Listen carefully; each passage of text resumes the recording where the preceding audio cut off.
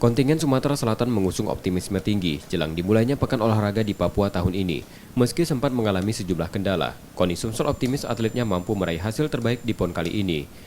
Jika di PON Jabar Sumsel menempati peringkat 21, di PON Papua Sumsel menargetkan berada di bawah peringkat sebelumnya. Memotivasi atlet lebih bersemangat, KONI Sumsel telah menjanjikan bonus untuk atletnya, peraih medali emas akan mendapat uang 300 juta rupiah.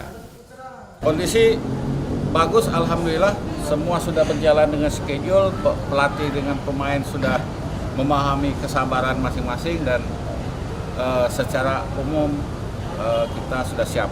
Target perbaikan peringkat ya. Kemarin 21, mudah-mudahan peringkat kita di bawah itulah. Di PON Papua 2021, KONI Sumsel memberangkatkan 12 atletnya dengan 24 cabur yang diikuti. Nur Muhammad, Kompas TV, Palembang, Sumatera Selatan.